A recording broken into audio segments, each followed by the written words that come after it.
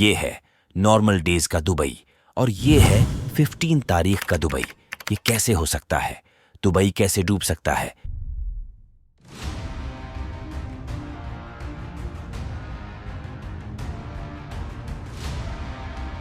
जिस देश के डेवलपमेंट की दुनिया दीवानी है, जहां बुर्ज खलीफा से लेकर पाम जुमेरा जैसे अनयूजुअल कंस्ट्रक्शंस बने हुए हैं, इसके हालात रातों रात बदल गए।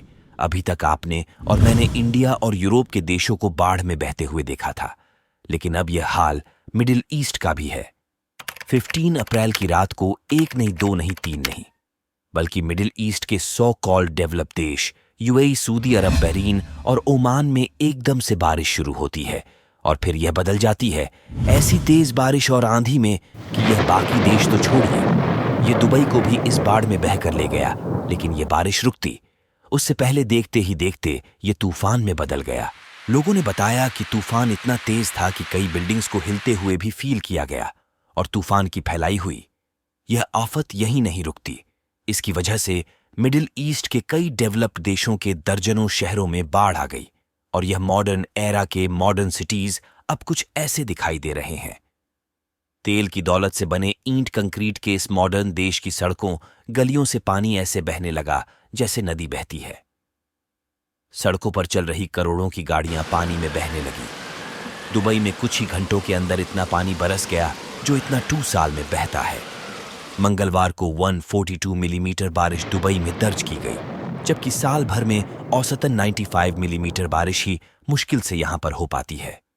यूएई के अल आइन अमीरात में तो सबसे ज्यादा 250 मिलीमीटर बारिश दर्ज की गई। इस बात से आइडिया तो लग गया होगा कि कितना पानी दुबई में बरस गया। अपनी गगन चूमती इमारतों के सिवा अगर दुबई फेमस है तो वह अपने रेगिस्तान के लिए यहां लोग स्पेशली इन रेगिस्तान की चिलचिलाती गर्मी का भी मजा लेने आते हैं। लेकिन रेगिस्तान के बीच बसे शहर 2 के इंटरनेशनल एयरपोर्ट पर तो पिछले 24 घंटे में 6.26 इंच से ज्यादा बारिश हुई है। और अगर आपको लगता है कि यह नॉर्मल है तो नहीं, क्योंकि मौसम से जुड़ी जानकारी देने वाली वेबसाइट theweatherman.com के अकॉर्डिंग यहां इतनी बारिश 2 सालों में होती है, यानी 2 सालों में जो बारिश होनी थी वह सारी एक ही दिन में हो गई।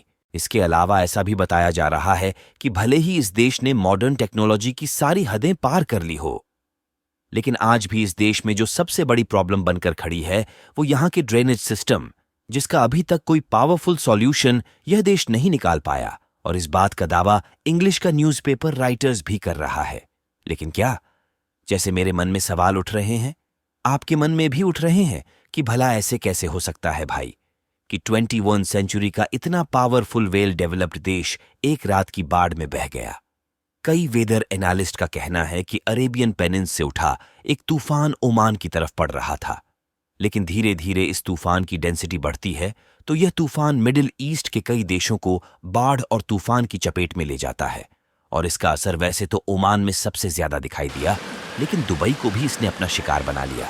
लेकिन यह बाढ़ जिसने इन गल्फ कंट्रीज में पिछले 3 दिनों में तबाही मचाई है, उसके पीछे नेचर से ज्यादा खुद इन देशों की गलती बताई जा रही है।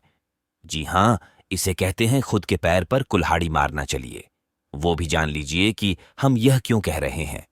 तो यह बात तो हम सब जानते हैं कि गल्फ कंट्रीज तेल के साथ साथ यहां पड़ने वाली गर्मी की वजह से भी जानी जाती है, और यह देश अक्सर इस गर्मी से बचने के लिए एक तरीके का यूज करता है जिसे कहा जाता है क्लाउड सीडिंग। जी हां, वही नकली बादल और असली बारिश। और कई वेदर एनालिस्ट का कहना है कि खाड़ी देशों में आई इस बाढ़ की वजह क्लाउड सीडिंग ही है। एसोसिएट प्रेस तक ने अपनी रिपोर्ट में यह दावा किया है कि दुबई प्रशासन ने सोमवार को क्लाउड सीडिंग के थ्रू बारिश कराने के लिए एक प्लेन को उड़ाया था, और बस फिर क्या था। उसके बाद जो हुआ वो अब तक रुकने का नाम नहीं ले रहा है, और ये लगातार मिडिल ईस्ट के परेशान का कारण भी बन गया। चलिए अब यहां तक आए हैं तो यह भी बता देते हैं कि क्लाउड सीडिंग क्या होती है और कैसे नेचर को मजबूर किया जाता है कि वह जबरदस्ती बारिश करें। अब भाई, इंसान इस धरती का सबसे बड़ा जानवर है, ऐसा कहा जाता है, और इसके एग्जाम्पल वो दे भी रहा है, जैसे जबरदस्ती फसल उगाने के लिए फर्टिलाइजर्स का यूज करना, जबरदस्ती ब्रीडिंग के लिए अननेचुरल चीजों का यूज करना, और अब इंसान खुद को भगवान भी समझने लगा है। इसीलिए जो हमने बचपन में वाटर साइकिल के बारे में पढ़ा था, अब उससे भी छेड़छाड़ हो गई है। क्या है क्लाउड सीडिंग? इसे समझने के लिए किसी रॉकेट साइंस की जरूरत नहीं होती, तो इसे आपको सिंपल तरीके से समझाते हैं। देखिए, जब नेचुरल तरीके से कहीं बारिश नहीं हो, तो आर्टिफिशियल तरीके से नॉर्मल बादलों को बारिश करने वाले बादलों में बदलने की टेक्नोलॉजी को क्लाउड सीडिंग कहते हैं। क्लाउड सीडिंग के लिए सिल्वर आयोडाइड, पोटेशियम आयोडाइड और ड्राई आइस, जिसे सॉलिड कार्बन डाइऑक्साइड भी कहा जाता है, जैसे केमिकल्स को हेलीकॉप्टर या प्लेन के थ्रू आसमान में बादलों के करीब स्प्रे कर दिया जाता है और फिर हवा में स्प्रे किए गए ये पार्टिकल भाप को अट्रैक्ट करते हैं, जिससे धीरे धीरे ये नॉर्मल दिखने वाले बादल हैवी डेंसिटी तूफान काले बादलों में बदल जाते हैं और लास्ट में बारिश होती है। और इस तरीके से बारिश होने में करीब आधा घंटा लगता है। लेकिन हाँ, यहाँ एक बात का ध्यान देना बहुत जरूरी है।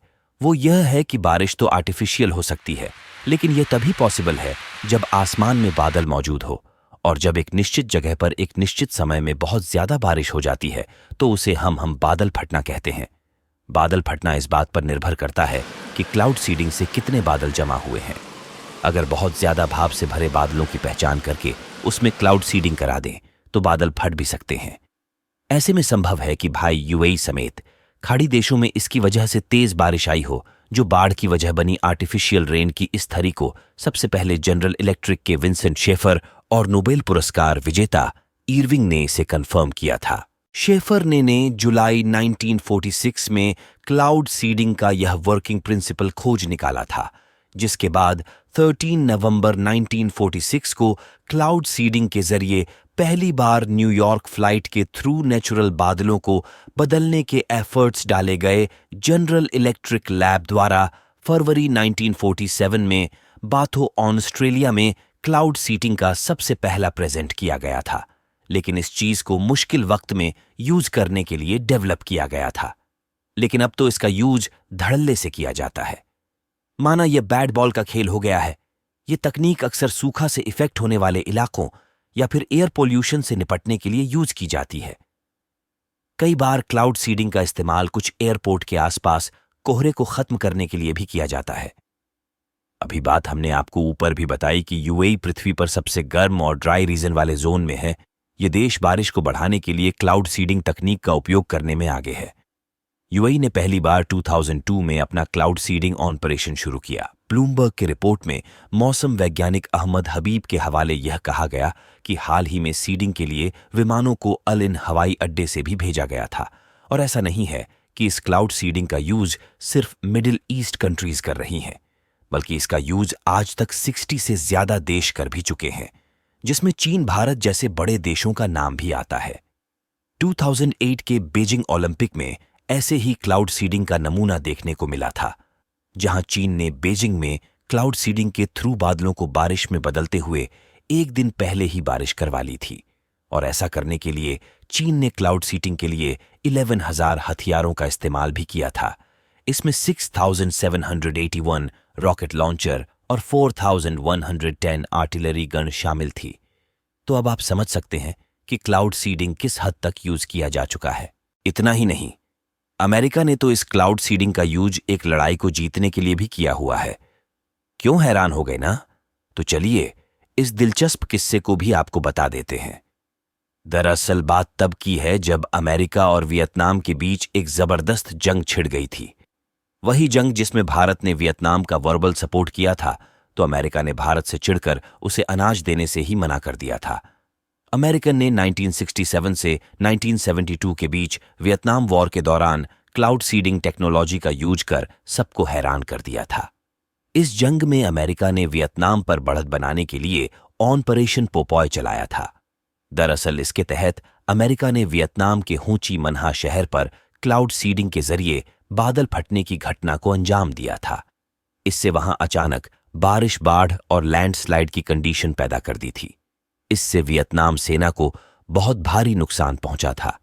अब आइए आपको बताते हैं कि अपने प्यारे भारत के बारे में, जहां आजादी के बाद से लगातार इस तकनीक का प्रयोग न जाने कितनी बार किया जा चुका है। देखिए, भारत में क्लाउड सीडिंग का पहला प्रयोग 1951 में हुआ था। उस समय भारतीय मौसम विभाग के पहले महानिदेशक एस.के. चटर्जी जाने माने क्लाउड साइंटिस्ट थे और उन्हीं की लीडरशिप में भारत में इसके यूज को प्रैक्टिकली शुरू किया गया था। उन्होंने तब हाइड्रोजन गैस से भरे गुब्बारों में नमक और सिल्वर आयोडाइड को बादलों के ऊपर भेजकर कृत्रिम बारिश कराई थी। भारत में क्लाउड सीडिंग का प्रयोग सूखे से निपटने और डैम का वाटर लेवल बढ़ाने के लिए काफी समय से किया जाता है। इतना ही नहीं, भारत में कई प्राइवेट फर्म्स ने भी इस तकनीक का यूज किया है। जैसे टा फर्म ने 1951 में वेस्टर्न घाट में कई जगहों पर इस तरह की बारिश कराई। फिर पुणे के रेन एंड क्लाउड्स इंस्टीट्यूट ने उत्तर प्रदेश और महाराष्ट्र कई इलाकों में ऐसे आर्टिफिशियल रेन कराई। भारत में साल 1983-84 में ऐसी बारिश कराई गई। और इतना ही नहीं, 1993-94 में सूखे से निपटने के लिए तमिलनाडु में भी इसका यूज किया गया था। 2003-4 में कर्नाटक में आर्टिफिशियल बारिश कराई गई। फिर 2008 में आंध्र प्रदेश के 12 जिलों में इस तरह की बारिश कराने की प्लानिंग बनाई गई थी, लेकिन इसका एक फेलियर भी देखने को मिला, और वह हुआ दिल्ली में, जब 2018 में दिल्ली में पॉपुलेशन बढ़ने पर आर्टिफिशियल रेन करवाने की तैयारी की गई थी। आईआईटी कानपुर के साइंटिस्ट ने एयर पोल्यूशन की सीरियस सिचुएशन से निपटने के लिए आर्टिफिशियल रेन की तैयारी कर ली थी। बस मौसम के फेवरेबल होने का इंतजार किया जा रहा था। आईआईटी के प्रोफेसर ने कृत्रिम बारिश करवाने के लिए इसरो से विमान को भी मंगवा लिया था, लेकिन मौसम अनुकूल नहीं होने की वजह से आर्टिफिशियल रेन नहीं करवाई जा सकी। तो कहने का मतलब ये है कि भारत आर्टिफिशियल रेन टेक्नोलॉजी में किसी से पीछे नहीं है, लेकिन हाँ, शायद वह जानता है कि उसे कब इस तरह के मॉडर्न वेपन्स का बेटर यूज करना है। इस पर अब आपकी क्या राय है, हमें कमेंट सेक्शन में जरूर बताएं। तब तक के लिए हम आपसे लेते हैं विदा। जल्द हाजिर होंगे एक नए इंटरेस्टिंग टॉपिक के साथ। अगर यह वीडियो पसंद आया है तो इसे अपने दोस्तों के साथ शेयर कर दें, और हाँ, वीडियो को लाइक करना ना भूलें। और अगर आपने हमारे चैनल को अभी तक सब्सक्राइब नहीं किया है तो वह भी कर दें। साथ ही बेल आइकॉन प्रेस करना बिल्कुल ना भूलें, ताकि हमारी वीडियो आप तक जल्द से जल्द पहुंच सके।